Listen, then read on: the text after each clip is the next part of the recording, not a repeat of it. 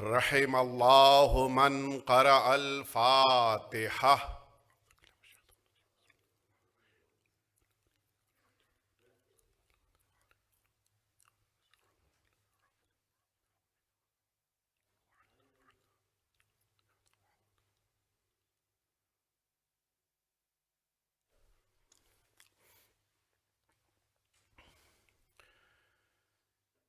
لا حول ولا قوة الا باللہ العلی العظیم. حسبنا اللہ ونعم الوکیل نعم المولا ونعم النصیر. اعوذ باللہ من الشیطان الرجیم.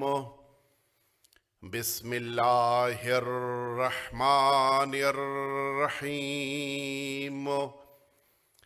الحمد للہ الذی لا يبلغ مدحته القائلون ولا يحصي نعماءه العادون ولا يؤدي حقه المجتهدون.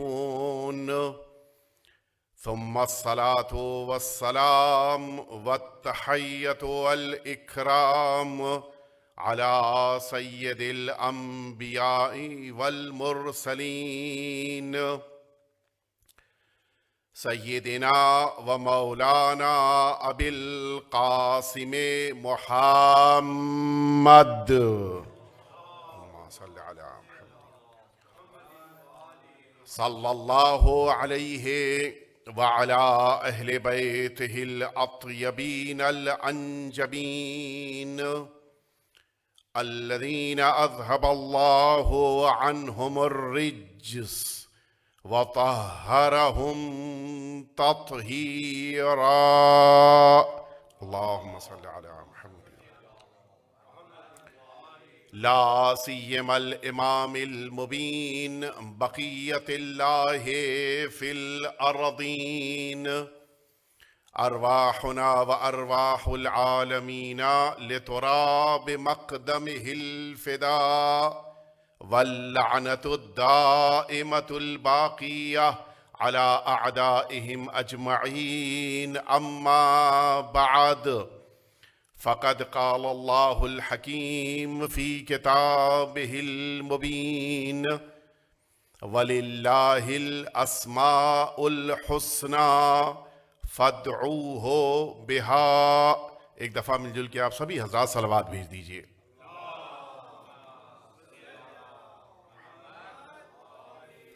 عزیزان محترم، آج جس عظیم الشان امام کی شب شہادت ہے اور جن کے تابوت مبارک کی آپ سبھی آج زیارت فرمائیں گے، وہ عظیم الشان امام کہ جنہیں اللہ رب العزت نے سرزمین خراسان اس عنوان سے کہ اگرچہ وہ ظالم، باطل اور غاصب حکومت کی دعوت پر گئے، لیکن اس امام کے وجود کی برکتیں آج اس خراسان سے پوری دنیا تک پہنچ رہی ہیں. مجھے اگر موقع ملا تو میں عرض کروں گا کہ جن علاقوں سے ہم سبھی کا تعلق ہے، ان علاقوں تک جو یہ مذہب شیعیت پہنچی ہے، اس کی ایک بنیاد مولا اور آقا کا اس سرزمین خراسان پر تشریف لانا ہے.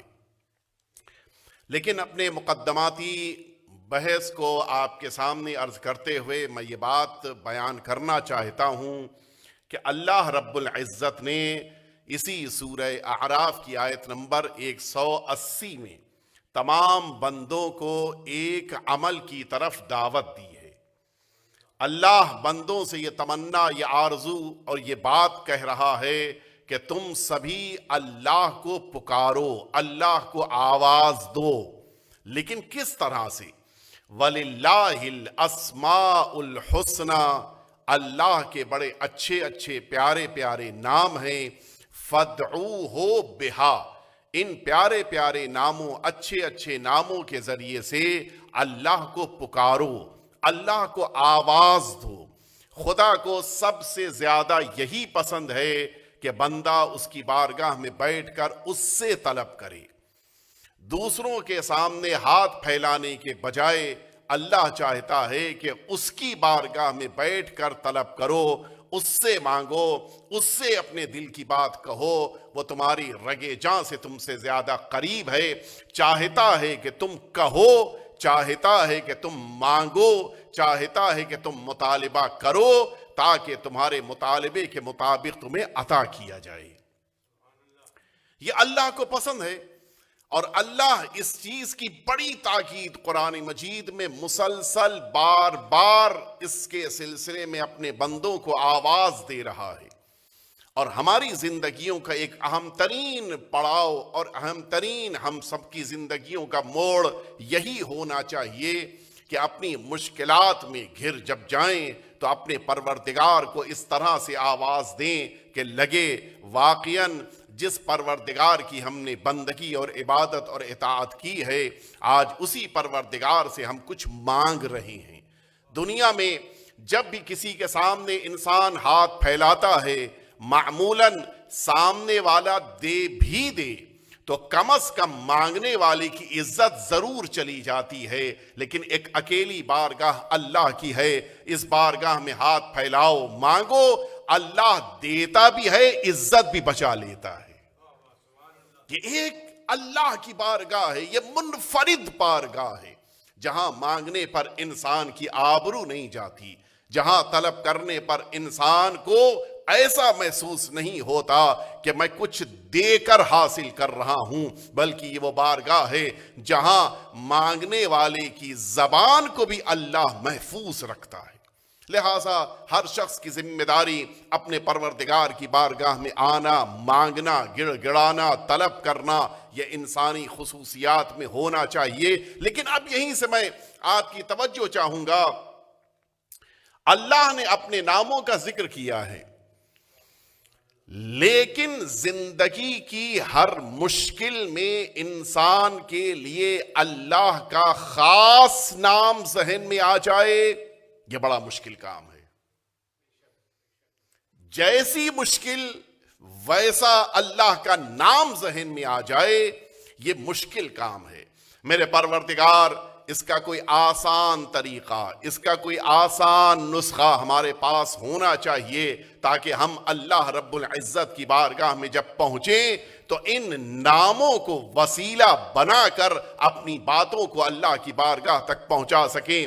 نہیں معلوم اللہ رب العزت کو اپنے ناموں کے درمیان کچھ ایسے نام کیوں اتنے پسند ہیں کہ جب پہلا انسان اس کائنات کے لیے پروردگار نے خلق فرمایا جناب آدم کی شکل میں، تو اب قرآن مجید کہہ رہا ہے کہ وَعَلَّمَ آدَمَ الْأَسْمَاءَ كُلَّهَا، اللہ نے سارے نام سکھا دیے۔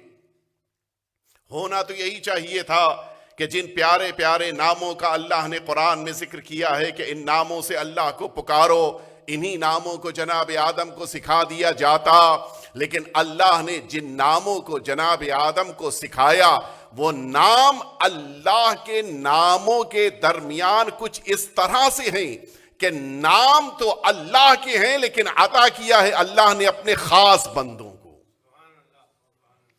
اور اب اس حدیث شریف کی تلاوت کریں کہ جس میں ہمارے اور آپ کے چھٹے امام جعفر صادق علیہ السلام نے اللہم صلی علی محمد، مولا نے ارشاد فرمائے کہ وَنَحْنُ أَسْمَاءُ اللَّهِ، وہ اللہ کے نام کے جن ناموں کے لیے اللہ نے کہا کہ مجھ کو ان ناموں سے پکارو، وہ ہم اہل بیت کے نام ہیں۔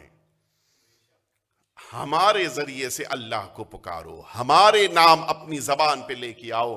اب آپ نے محسوس فرمایا اللہ کی عظمت یہ ہے کہ اس نے نام اپنے لیے بہترین قرار دیے، پیارے پیارے نام اپنے لیے قرار دیے، لیکن انہی ناموں کے مشتقات کو اس کائنات میں پروردگار نے قرار دیا، وہ محمود ہے، لہٰذا مقدس ترین ذات کو اس نے محمد بنایا، وہ فاطر السماوات والارض ہے، لہٰذا عظیم ترین خاتون کو فاطمہ بنایا، وہ علی ہے، لہٰذا اس کائنات میں علی قرار دیا، وہ کائنات کا محسن ہے، لہٰذا نام اس نے حسن قرار دیا، وہ قدیم الاحسان ہے، لہٰذا اس نے ذات امام حسین کو قرار دیا۔ یہ عجیب صفات پروردگار ہیں کہ جو جلوہ گر ہو رہی ہیں ان بندوں کے درمیان، اور یہیں پہ بات رکتی نہیں ہے۔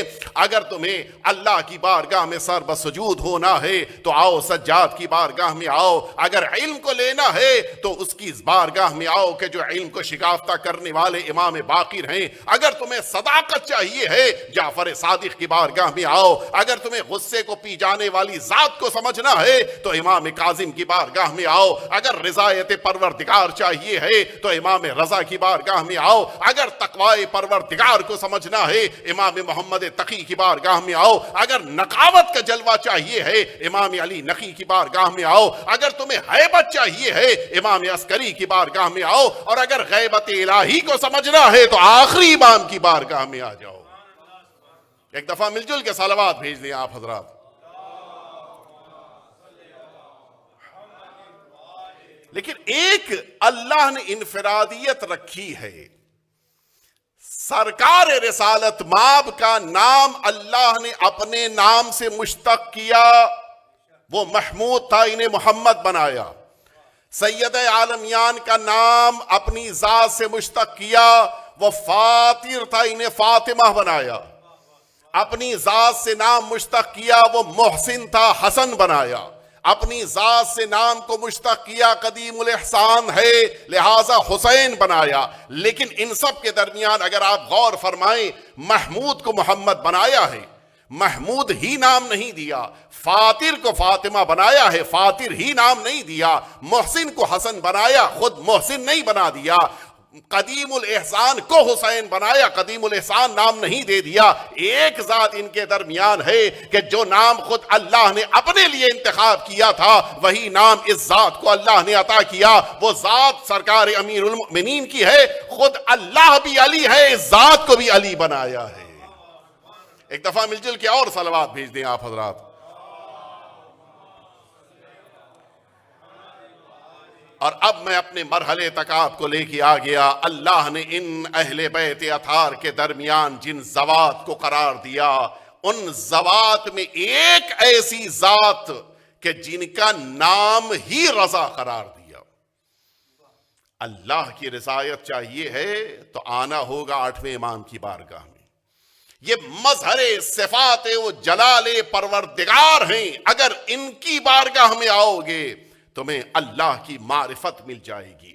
میں عرض کروں، یہی سورہ توبہ، اس آیت کو ذرا ذہنوں میں اپنے منتقل کر کے آپ کوشش کیجئے کہ محفوظ کر لیجئے۔ یہی سورہ توبہ آیت نمبر 72، اللہ رب العزت بندوں سے یہ بات کہہ رہا ہے کہ وَرِضْوَانٌ مِّنَ اللَّهِ أَكْبَرُ وَهُوَ الْفَوْزُ الْعَظِيمُ۔ بڑی اہم آیت ہے، قرآن مجید کہہ رہا ہے۔ آپ جانتے ہیں یہ عربی گرامر کی خاصیت ہے کہ جس میں لفظیں کہاں پر رکھی جا رہی ہیں ان کے معنی اس کے مطابق بن جاتے ہیں۔ یہ ہماری زبانوں میں اتنی نزاکت نہیں ہے، لیکن عربی زبان میں اس کی بڑی اہمیت ہے۔ یہاں پہ پروردگار عالم نے نکرہ کو سیاق ابتدا میں رکھا ہے۔ یہ علمی بحث ہے کہ جو ظاہر ہے کہ حوزات علمیہ کی ہے، جس کو مجھے یہاں پر نہیں شروع کرنا ہے، لیکن اللہ رب العزت نے رضوان لفظ کو شروع میں رکھ کر اس پیغام کو دیا ہے، جس کا پہلے میں ترجمہ کر دوں۔ ترجمہ یہ ہے کہ اللہ کی طرف سے تھوڑی سی رضایت مل جائے تو یہ کیا ہوتی ہے؟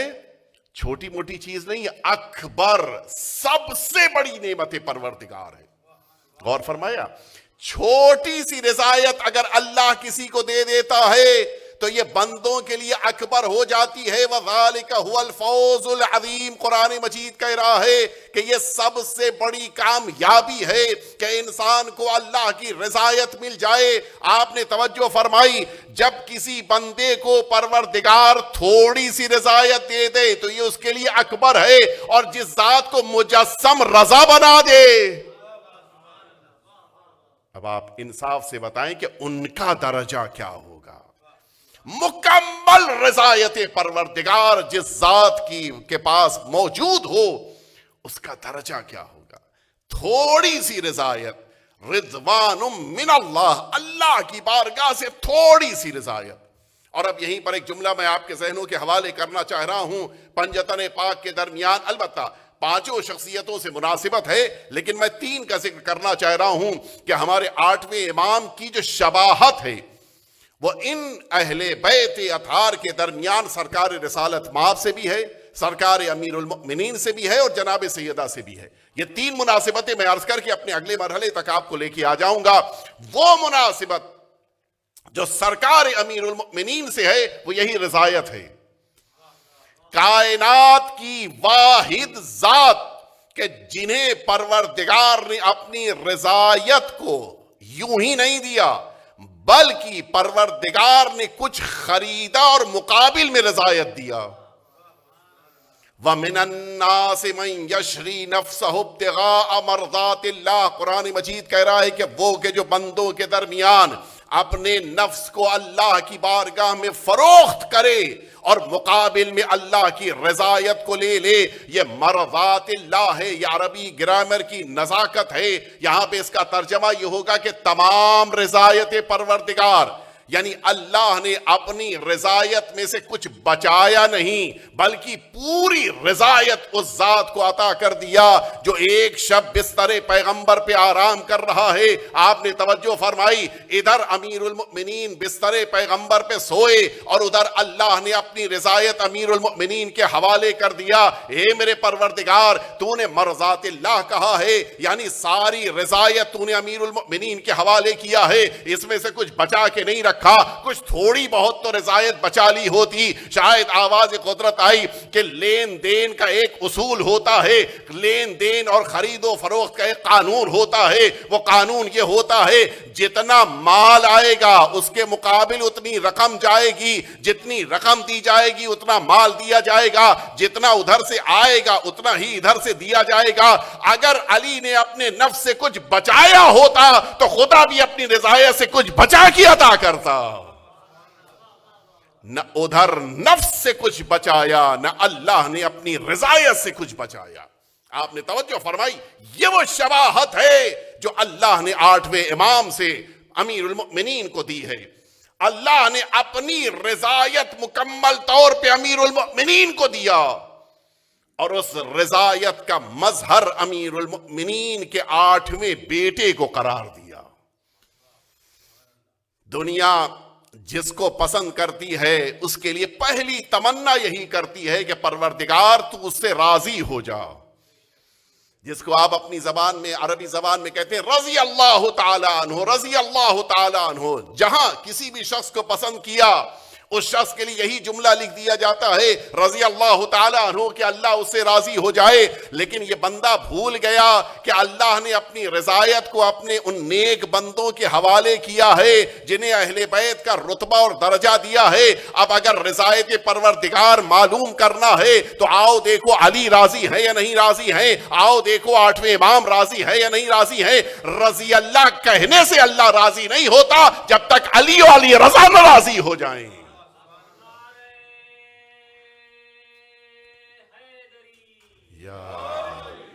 اور یہی وجہ ہے کہ 8ویں امام کا لقب رضا ہے اور نام امیر المؤمنین کا نام ہے. وہ نام جو اللہ نے اپنے نام کے طور پہ امیر المؤمنین کو دیا وہی نام 8ویں امام کو بھی اللہ نے دیا ہے.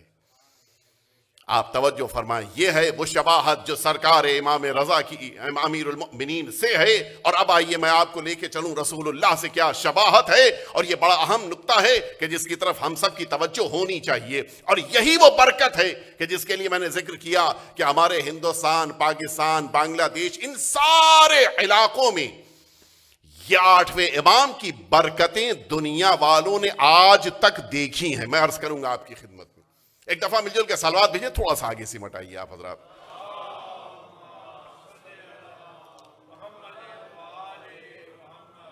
اس سے بہتر صلوات آپ حضرات بھیج دیجئے.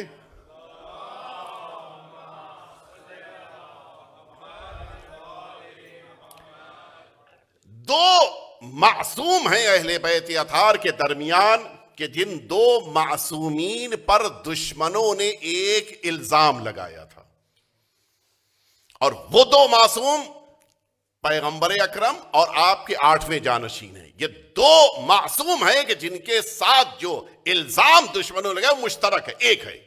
وہ الزام کیا ہے؟ جس موقع کے اوپر حضور ختمی مرتبہ حضرت محمد مصطفیٰ، البتہ نام میں اختلاف ہے کہ کس بیٹے، لیکن بظاہر بعض روایتوں میں جناب قاسم کا تذکرہ ہے کہ جب حضور اکرم جناب قاسم کو دفن کر کے واپس پلٹ رہے تھے تو اسی مکہ معظمہ کے رہنے والے ان مشرکوں نے، کافروں نے یہ الزام لگانا شروع کر دیا کہ اب تو الحمدللہ پیغمبر کا بیٹا دنیا سے چلا گیا، اب یہ جو پیغام پیغمبر ہے وہ آپ کے بعد ختم ہو جائے گا۔ کیوں؟ ایک لفظ استعمال کیا کہ چونکہ مجھے مفہوم آپ کے ذہنوں تک پہنچانا، لہٰذا اس کا استعمال ضروری ہے، ورنہ بہت اچھا نہیں ہے، لیکن قرآن کی آیت میں چونکہ ذکر ہے لہٰذا میں کہہ رہا ہوں۔ قرآن مجید نے کہا کہ اے پیغمبر ہم آپ کو کوثر عطا کریں گے، آپ اللہ کی بارگاہ میں نمازیں اور قربانی دیجیے۔ کیوں؟ ان شانئک ھو الابتر، پیغمبر آپ کا دشمن ابتر ہے۔ یہ لفظ ابتر وہ ہے کہ جو دشمنوں نے استعمال کیا تھا، اور اللہ نے پیغمبر کے دشمنوں کے لیے وہی لفظ استعمال کیا۔ پیغمبر آپ کا دشمن ابتر ہے، آپ کے بارے میں کوئی سوچ نہیں سکتا۔ ابتر اسے کہتے ہیں جس کی جنریشن تھم جائے، رک جائے، آگے نہ بڑھ پائے، اس کو ابتر کہا جاتا ہے۔ عرب اس زمانے میں یہ کفار اور مشرکین پیغمبر اکرم کو ابتر کہہ رہے تھے، اور بعین ہی یہی الزام، توجہ سنیے گا، بعین ہی یہی الزام 8ویں امام پہ لگایا گیا، معاذ اللہ۔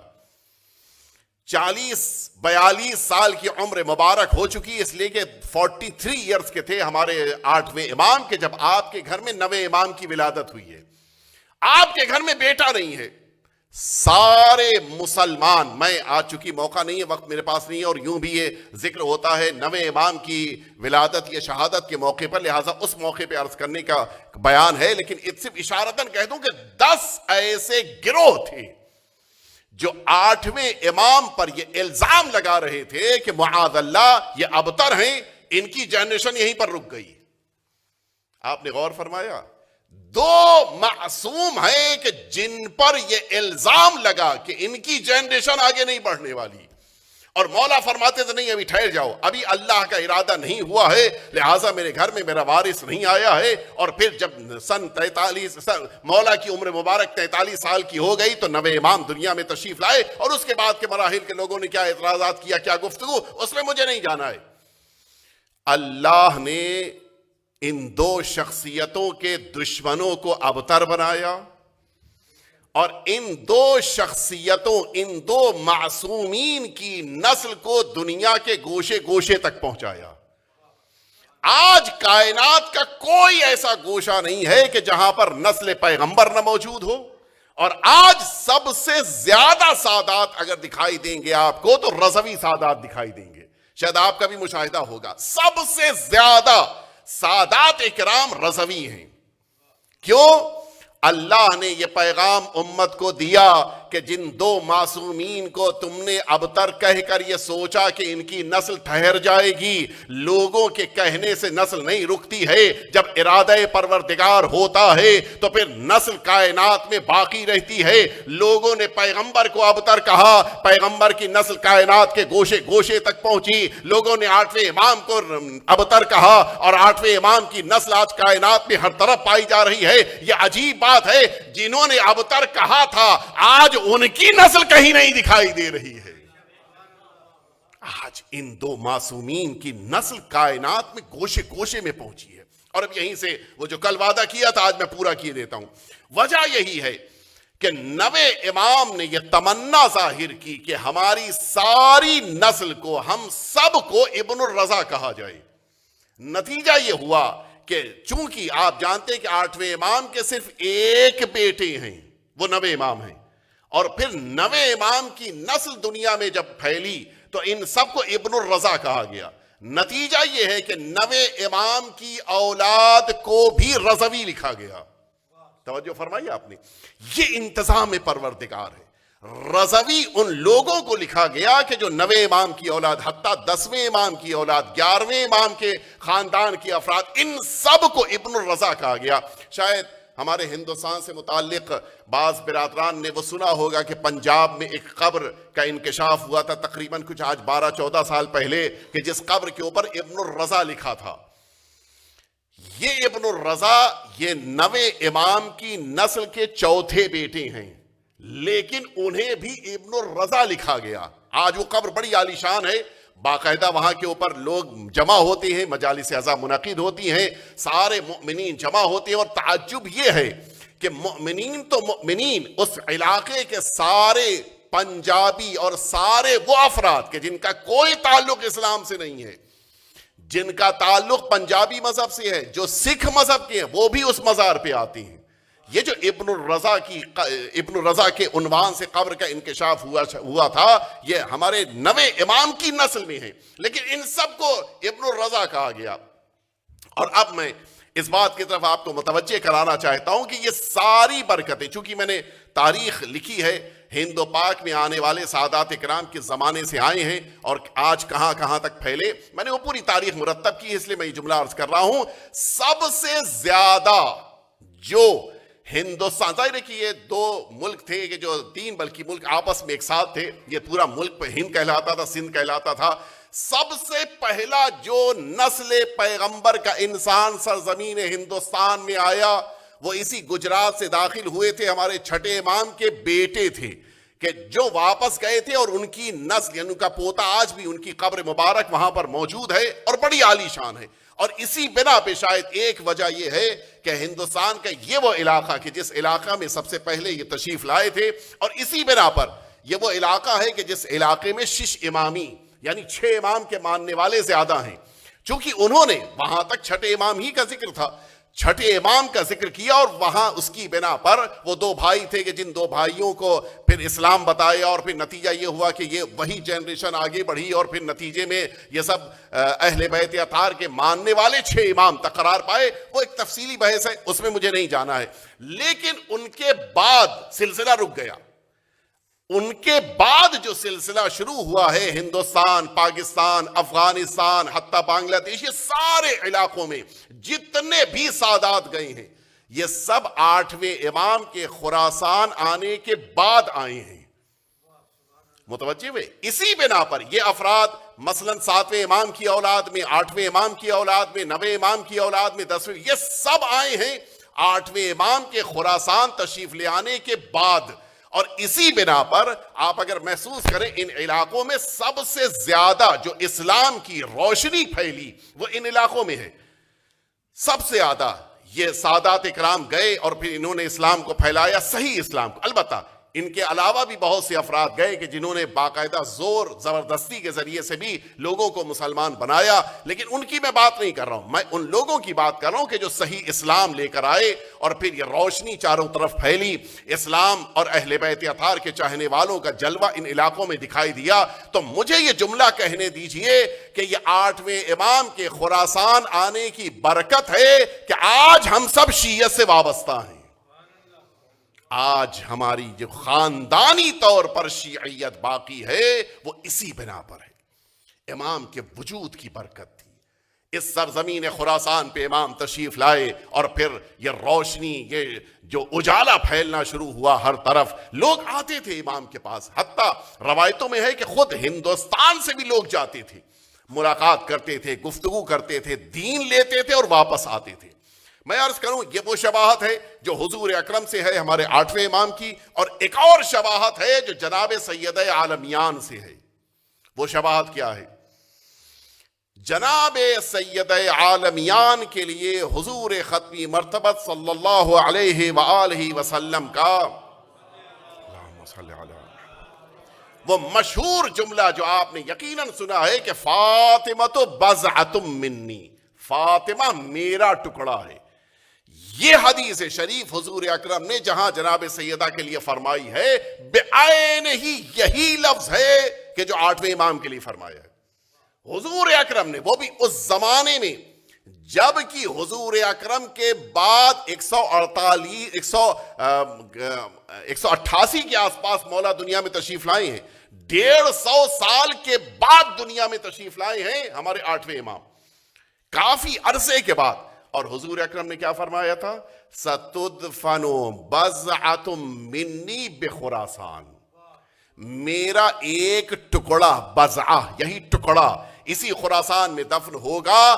ما زارہا مکروب الا نفس اللہ کربہ، اور ان کی بارگاہ میں کوئی ایسا پریشان حال مصیبت زدہ نہیں ہے جو زیارت کرنے کے لیے آ جائے سوائے یہ کہ اللہ اس کی مشکلات کو دور کر دے گا. کیا عجیب بارگاہ ہے. رسول اللہ خبر دے رہے ہیں. رسول اللہ نے جس طرح سے اپنی بیٹی کو بضعہ کہا ہے، اسی طرح سے 8ویں امام کو بھی اپنا ٹکڑا کہا ہے. اور شاید یہی وجہ ہے نسل سیدہ اور نسل امام رضا، یہ دونوں آج کائنات میں ہر طرف موجود ہیں.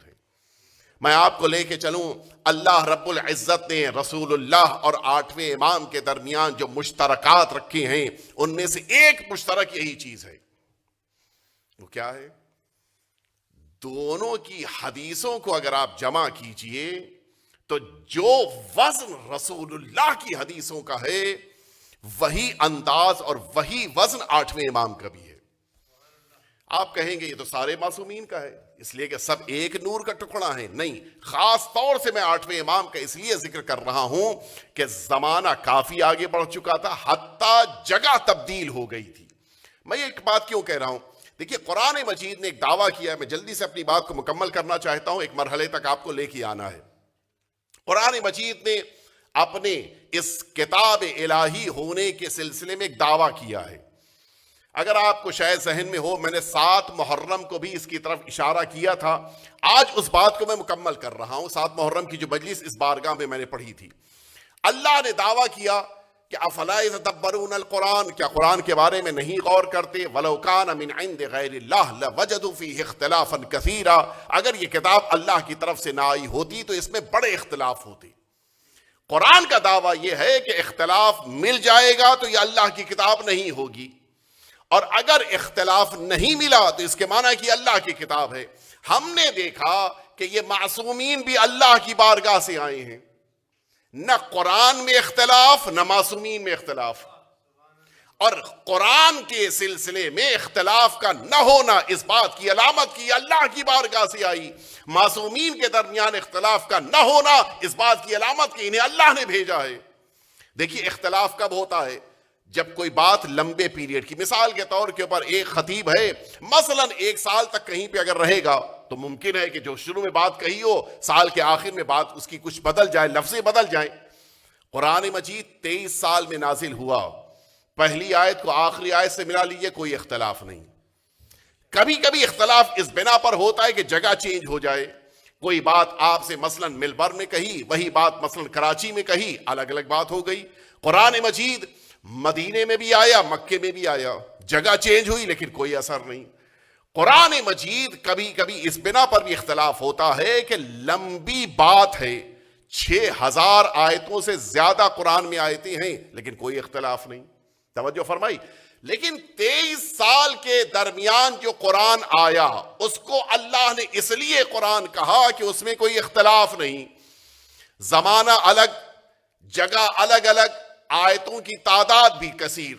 اور اسی طرح سے اہل بیت اطہار 350 سال تک اس روئے زمین پہ اہل بیت اطہار رہے ہیں. البتہ آج بھی موجود ہیں لیکن نگاہوں کے سامنے ہے، لوگوں سے رابطے میں 350 سال کی مدت. لیکن عجیب ہے، حیات پیغمبر سے آخری امام کی غیبت تک ہر معصوم کے دور کو دیکھ لیجئے، آپس میں کوئی اختلاف نہیں ہے. 350 سال بہت لمبا پیریڈ ہوتا ہے. اور عالم یہ ہے، کوئی مدینے میں ہے، کوئی مکے میں ہے، کوئی نجف میں ہے، کوئی کربلا میں ہے، کوئی خراسان میں ہے، کوئی سامرہ میں ہے. جگہ الگ الگ ہیں لیکن سب کی زبان ایک ہے. اور اب آئیے، میں یہ جملہ کیوں میں نے عرض کیا، یہ تمہید کیوں تیار کی. ابو حبیب نام کا ایک شخص ہے، اسی خراسان کے علاقے نیشاپور کا رہنے والا ہے. رات میں اس نے خواب دیکھا. خواب یہ دیکھا کہ میں ایک ایسی بزم میں داخل ہوا کہ حضور ختمی مرتبہ حضرت محمد مصطفیٰ آپ تشریف فرما ہیں اور آپ کے سامنے ایک طبق ہے جس میں کھجوریں رکھی ہیں. کہتا ہے ابو حبیب کے سب مل رہے تھے, میں بھی آگے بڑھا اور میں نے بھی جب رسالت مآب کے دست مبارک پہ مصافحہ کیا, بیعت کی, اس موقع حضور اکرم نے اپنے دست مبارک کو کھجوروں پہ رکھا, کھجوریں اٹھائیں میرے ہاتھ پہ رکھ دیں. وہاں پر میں حضور اکرم کے سامنے خواب دیکھ رہا, بیٹھا رہا. میں نے اس وقت کوئی ریئیکشن ظاہر نہیں کیا, گھر واپس آیا خواب میں ہی, اور اب جب میں نے کاؤنٹ کیا تو وہ کھجوریں 17 عدد تھیں. بات ختم ہو گئی, آنکھ کھل گئی, نماز کا وقت آ چکا تھا, نماز صبح پڑھ لی اس نے. اس کے بعد لوگوں سے پوچھا کہ کیا اس علاقے میں آج پیغمبر آ رہے ہیں؟ لوگوں نے کہا کیا بات کر رہے ہو؟ 201 ہجری میں یہ واقعہ رونما ہوا ہے اور رسول اللہ گئے ہیں 11 ہجری میں, یعنی تقریباً 190 سال کے بعد. کیا بات کر رہے ہو, آج رسول اللہ کہاں سے آئیں گے؟ کہا نہیں دیکھو میں نے خواب دیکھا ہے, اور روایتوں میں ہے کہ اگر معصوم کو کوئی خواب میں دیکھتا ہے تو وہ معصوم ہی ہوتے ہیں, روایتوں میں آیا ہے. بقیہ کسی کے لیے ممکن ہے کہ کسی کی بھی شکل میں شیطان آ سکتا ہے, معصوم کی شکل میں نہیں آ سکتا, لہٰذا معصوم ہوں گے اگر خواب میں تو معصوم ہی ہوں گے, اور کوئی نہیں ہو سکتا. یہ الگ بات ہے کہ دنیا میں بہت سے لوگوں کے خواب میں بہت سے لوگ آتے ہیں. ہمارے ملک میں ایک صاحب نے خواب میں یزید کو دیکھا تھا. اب آپ سمجھ جائیے کہ اس نے کس کو دیکھا ہوگا. وہ بھی یزید کہہ رہا تھا کہ مجھ کو بلا وجہ لعنت کی جاتی ہے, میں تو اللہ کی بارگاہ میں خود کو معاف. وہ کون کہہ رہا ہے؟ یزید خواب میں آ کے کہہ رہا ہے. آپ بتائیے, سمجھ میں آنے والی بات ہے کہ کس نے کس کو دیکھا ہے. ایک دفعہ مل جل کے صلوات بھیج دیں آپ حضرات.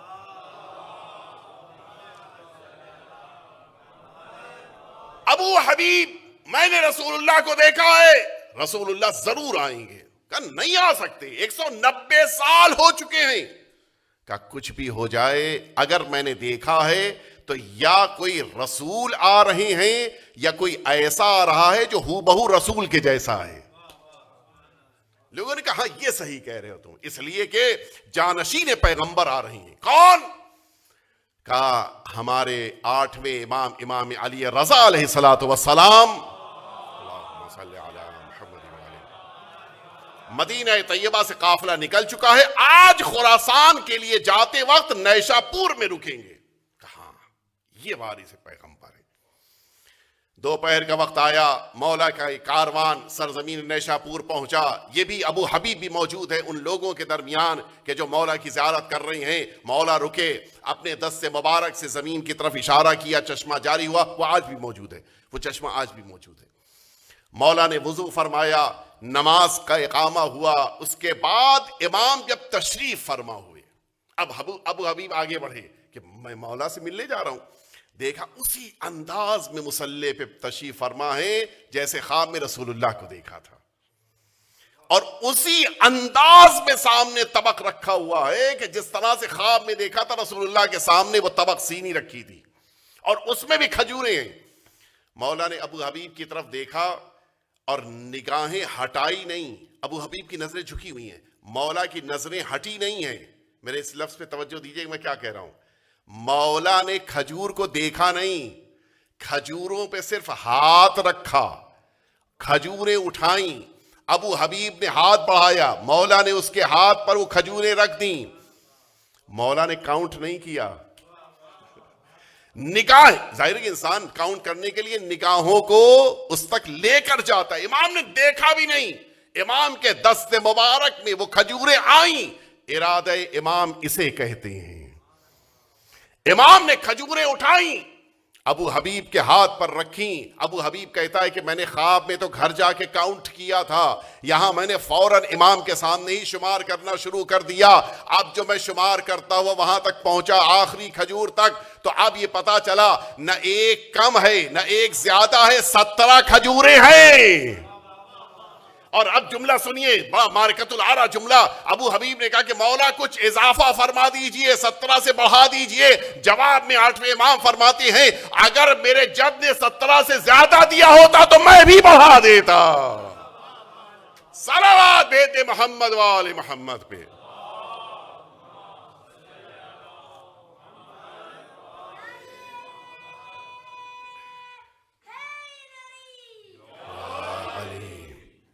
توجہ فرمائی، یہ ہے معصومین کی سیرت کا اتحاد جو کہیں نہیں ملے گا. یہ ارادہ امام دیکھیں آپ. اور بات آگے جلدی سے میں عرض کر دوں، میرا وقت چونکہ پورا ہو رہا ہے، میں بہت تیزی سے آگے بڑھ رہا ہوں. اسی امام کے معجزے والے چشمے کے پاس ایک اور زیارت ہے. آپ گئے ہوں گے نیشاپور. نیشاپور میں آپ نے دیکھا ہوگا اسی چشمے کے بغل میں ایک اور زیارت گاہ ہے. وہ کیا ہے؟ قدم گاہ. یہ قدم گاہ کیا ہے؟ 8ویں امام کے قدموں کے نشان ہیں. اس دیہات کے رہنے والے نے کہا تھا کہ مولا آپ تو چلے جائیں گے، ہمارے لیے کوئی نشانی چھوڑ جائیں. مولا نے اس موقع پر جس پتھر پہ آپ کھڑے تھے اسی پتھر کے لیے آپ نے ارادہ فرمایا، اشارہ فرمایا، اور اس پتھر پر مولا کے قدموں کے نشان بن گئے. دنیا میں سب سے زیادہ سخت پتھر ہے، لکڑی پھر بھی اس کے مقابل نرم ہے، مٹی تو اور نرم ہے. مولا کو چاہیے تھا کہ وہاں سے معاذ اللہ پیچھے ہٹتے، مٹی پہ پیر رکھتے، مٹی پہ نشان بن جاتا. نہیں، مٹی پہ نہیں. لکڑی بنا لیتے، لکڑی پہ نشان نہیں، پتھر پہ نشان. مولا نے یہ دنیا کو پیغام دیا کہ اگر کسی کو مقدر بدلنا ہے تو آئے امام کی بارگاہ میں آئے. جس امام کا ارادہ پتھر کو نرم کر دیتا ہے وہ دلوں کو تو اور نرم کر سکتا ہے. اور میں ایک جملہ اور کہتا چلوں، اس نیشاپور میں صرف یہی ایک پتھر نہیں تھا، اور بھی تو پتھر تھے. کسی اور پہ کیوں نہیں نشان بن گیا؟ یہ جملہ آپ کے ذہنوں کے حوالے کر رہا ہوں، اس پہ توجہ دیجئے گا. یوں تو نیشاپور میں پتھر بہت سے تھے، لیکن اسی پتھر پہ امام کے قدموں کا نقش ظاہر ہوا جو پتھر امام کے قدموں سے لپٹا ہوا تھا. یعنی اگر مقدر کو بدلنا ہے تو امام کے قدموں سے لپٹنا ہوگا. امام تقدیر بدل دیتے ہیں. لہٰذا اگر کوئی جا رہا ہے امام کی بارگاہ میں تو اپنے مقدرات کو امام سے لے کے آئے. فرمایا من زارنی علی بعد داری. میں یہ حدیث ہندوستان میں جہاں مجلس پڑھتا ہوں 8ویں امام کی ضرور پڑھتا ہوں، لیکن یہاں اس کی اہمیت زیادہ ہے. مجھے آج احساس ہوا. مولا فرماتے من زارنی علی بعد داری، جو میری زیارت کرنے کے لیے دور دراز علاقے سے آئے گا. شاید ہندوستان پاکستان سے جانے والے اتنی دور سے نہیں جاتے جتنا یہاں سے جانے والا وہاں جائے گا. اس کی اہمیت یہاں والے سمجھیں. من زارنی علی بعد داری، جو دور سے میری زیارت کرنے آئے گا. اتیتہ یوم القیامہ فی 3 مواطن. میں اس ایک دفعہ میری زیارت کرنے والے کے پاس 3 بار، وہ بھی قیامت کے دن ملنے آؤں گا. اللہ اکبر. مولا کب آئیں گے؟ اذا تطایرت حتی اخلصہ من مصائب، یہاں تک کہ وہ میدان محشر کی مصیبتوں سے میں نجات دلا دوں گا. مولا کب تشریف لائیں گے؟ فرماتے اذا تطایرت الکتب یمینا و شمالا. اس کا ترجمہ لفظی نہیں کر رہا ہوں، مفہوم عرض کر رہا ہوں کہ جب انسان کو یہی اس کے نامہ اعمال کو ہاتھ میں دیا جائے گا، کوئی مدد کرنے نہیں آئے گا. نہ بھائی، نہ بہن، نہ رشتہ دار، نہ اعزا، نہ اقارب، نہ زوجہ، نہ بچے، کوئی نہیں آئے گا. مولا فرما رہے میں مدد کرنے آؤں گا. اور مولا کب آئیں گے؟ عند الصراط، جب پورے صراط سے گزرنا ہوگا میں اپنے زائر کی مدد کرنے آؤں گا. وعند المیزان، جس موقع پر تمہارے اعمال کو وزن کیا جا رہا ہوگا میں مدد کرنے آؤں گا. کون ہے دنیا میں ایک دفعہ ملنے آیا ہے 3 بار امام ملنے کا، وہ بھی وہاں پر جہاں کوئی مددگار نہیں ہے؟ وعدہ کر رہے ہیں. عظیم بارگاہ، عظیم ذات.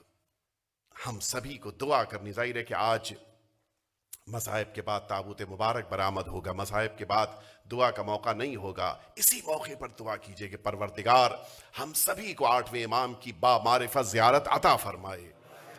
سنیں آپ، امام کی بارگاہ میں آج بھی معجزے، بس میں شاید 2-3 منٹ آج میرا وقت آگے بڑھ جائے لیکن بات کو پورا کیے دیتا ہوں. آج بھی امام کی بارگاہ میں معجزے ہو رہے ہیں. ابھی کچھ ہی دنوں پہلے کا میں معجزہ آپ کی خدمت میں عرض کروں، تقریباً شاید 1 سال کے اندر کا واقعہ. خادم کا بیان کہ مجھ کو اسی واکی ٹاکی کے ذریعے سے پتہ چلا کہ ایک صحن جمہوری کے جس میں وہ پنجرہ آہنی بنا ہوا ہے جس میں امام کی بارگاہ میں شفا پانے والے آتے ہیں، خود کو باندھتے ہیں، متوسل ہوتے ہیں۔ وہ خادم کہتا ہے کہ مجھ کو خبر دی گئی کہ فوراً اس جگہ پہنچو، اس لیے کہ مجمع بڑھتا جا رہا ہے، کوئی خاص بات ہے۔ کہا میں بھی بھاگا اس طرف، دیکھا واقعی بڑا مجمع تھا۔ میں مجمع کو چونکہ خادم تھا آگے بڑھتا، مجمع کو ہٹا کے آگے بڑھتے ہوئے پہنچا وہاں تک، پتہ یہ چلا کہ ایک بچی ہے 6 سال کی، کہ جس بچی کے پاس گویائی نہیں تھی، بول نہیں سکتی تھی، گونگی بچی تھی، اس بچی کو شفا مل گئی ہے۔ کہتا ہے کہ ہم سب کے لیے تو یہ بڑی عام سی بات تھی، اس لیے کہ معجزات ہوتے ہیں، میں نے بھی دیکھے ہیں حرم میں، وہاں کے اوپر بڑے معجزات ہوتے ہیں، میں نے بھی ایک سعادت ملی ایک موقع پر معجزہ دیکھا ہے۔ معجزات تو وہاں ہوتے ہیں، کوئی خاص بات نہیں تھی۔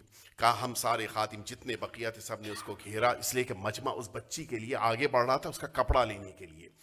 ہم سب نے اس کو گھیرے میں لیا، اس بچی کو اس نے اپنے شانے پہ بٹھایا، اور دھیرے دھیرے اب وہ مجمع جگہ نہیں دے رہا تھا، بڑی مشکل سے ہم خادم جگہ بناتے ہوئے، اس لیے کہ ایک اونچائی کے اوپر ایک خاص جگہ ہے، اس جگہ کے اوپر لے کے آتے ہیں باقاعدہ، وہاں کے اوپر جس کے ساتھ معجزہ ہوا اس کو وہاں کے اوپر پیش کرتے ہیں، سارا مجمع وہیں پہ اونچائی پہ زیارت کرتا ہے۔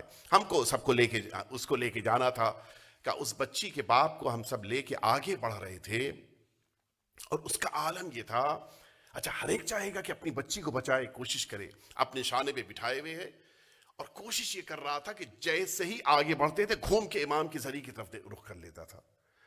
ہم لوگ اس کو سمجھا رہے ہیں کہ نہیں ابھی یہ موقع نہیں، یہاں پہ رکنے، 1 منٹ بھی اگر رک جاؤ گے تو یہ مجمع ٹوٹ پڑے گا، ہم نہیں سنبھال پائیں گے۔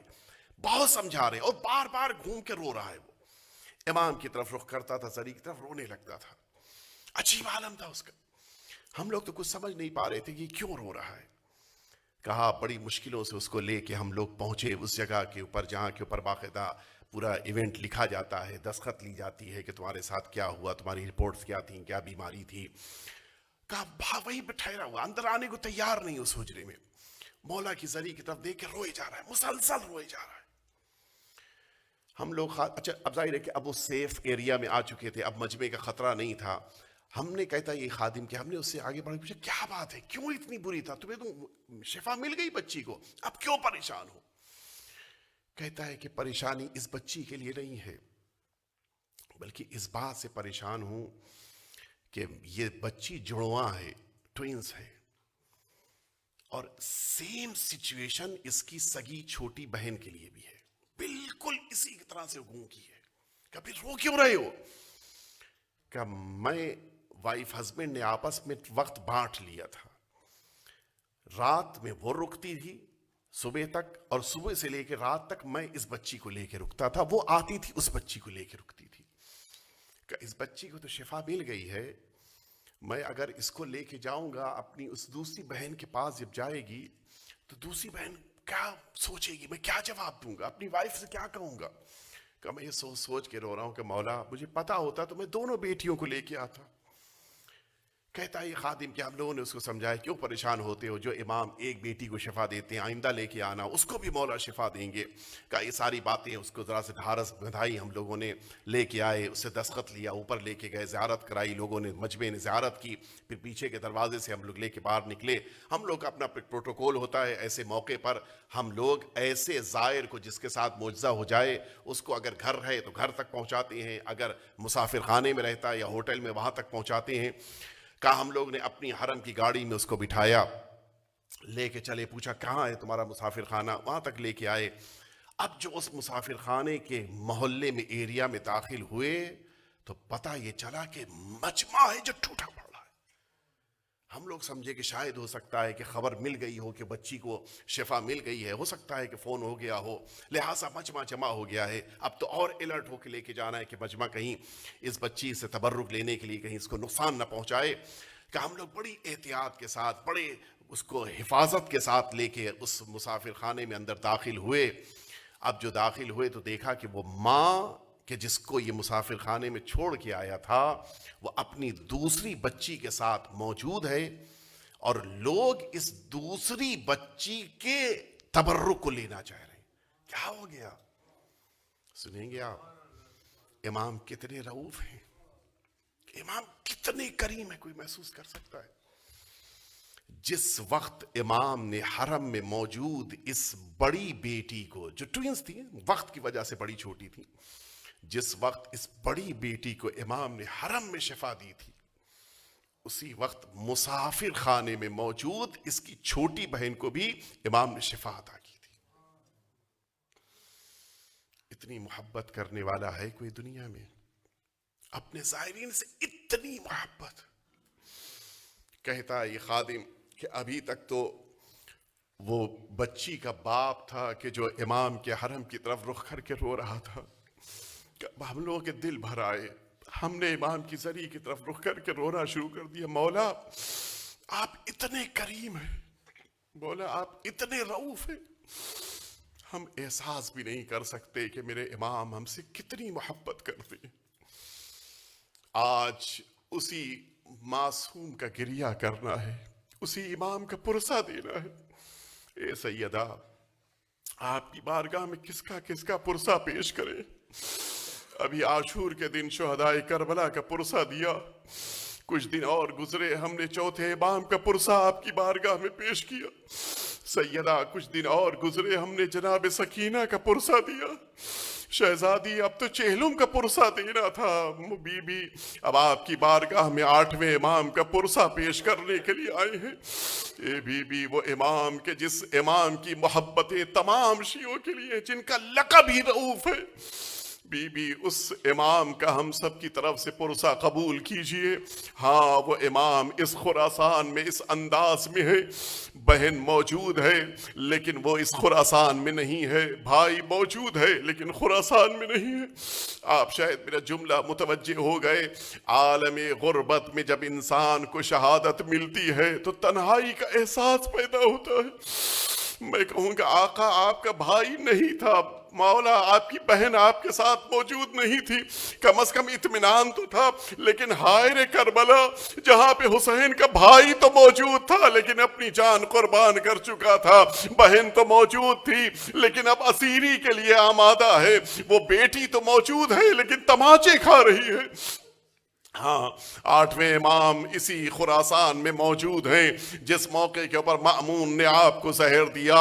آپ نے یہ کہا تھا کہ اے ابا سلط، میں دربار میں جا رہا ہوں، جب واپس آؤں اگر یہ ابا میرے سر کے اوپر ہو، سر کے اوپر میں دیکھنا تو پھر اس موقع پر مجھ سے بات نہیں کرنا، سمجھ جانا کہ میرا آخری وقت آ چکا ہے۔ ابا سلط کہتے ہیں کہ میں نے دیکھا کہ مولا گھر میں تشریف لائے، مولا کے سر پہ یہ عبا ہے اور اس انداز میں اپنے حجرے کی طرف مولا نے پڑھنا شروع کیا۔ میں نے گھر کے سارے دروازے بند کر لیے، اس لیے کہ امام نے فرمایا تھا کہ کسی کو میرے حجرے میں نہ آنے دینا۔ کہتے ابا سل کے کچھ ہی دیر گزری تھی، میں نے امام کے حجرے سے کچھ آوازوں کو سننا شروع کیا۔ میں دوڑتا ہوا امام کے پاس آیا، مولا میں نے کسی کو گھر میں آنے نہیں دیا ہے۔ دیکھا ایک چھوٹے سے صاحبزادے 8 سال کے نوے امام موجود ہیں کہ جو 8ویں امام کے سر مبارک کو اپنے زانوں پہ لیے ہوئے ہیں، بیٹا گریہ کر رہا ہے، بابا وصیتیں کر رہے ہیں۔ ہاں، دنیا کا طریقہ کار ہے کہ جب بیٹا موجود ہو تو وہ سرہانے ہوتا ہے۔ ہائے رے کربلا کا حسین، سرزمین کربلا پہ بیٹا تو موجود ہے لیکن غش پہ غش آ رہے ہیں، امام سجاد نہیں پہنچ سکتے اپنے بابا کے سرہانے۔ ہاں، ہمارے 8ویں امام کو 9ویں امام نے اپنے دست مبارک سے غسل دیا، کفن پہنایا اور پھر اس کے بعد سپرد لحد کیا، اس لیے کہ 9ویں امام کو یہ حکم تھا کہ اپنے بابا کو اس طرح سے دفن کرنا ہے۔ ایک جملہ اور کہتا چلوں عزاداروں، 8ویں امام کا جب جنازہ خراسان میں اٹھا تو بڑا مجمع تھا، جم غفیر تھا کہ جو 8ویں امام کو دفن کرنے کے موقع پہ جمع ہوا تھا۔ ہاں، امام کا یہی احترام ہوتا ہے، اسی انداز میں جنازہ اٹھتا ہے، لیکن ہائے رے کربلا، یہاں پر حسین کا جنازہ زمین کربلا پہ ہے، کون ہے جو حسین کو دفن کرے؟ بہن موجود ہے لیکن اجازت نہیں ہے، بیٹا موجود ہے لیکن ہاتھوں میں ہتھکڑی پڑی ہوئی ہے، بیٹی موجود ہے لیکن تماچے کھا رہی ہے، کون ہے جو حسین کو سپرد لحد کرے؟ عزاداروں، بس آخری جملہ، جس موقع کے اوپر ہمارے 9ویں امام مدینہ طیبہ پہنچے اور یہ خبر پورے مدینے میں گشت کرنے لگی کہ 8ویں امام دنیا سے رخصت ہو گئے۔ سب سے زیادہ ماتم 8ویں امام کا مدینے میں ہوا۔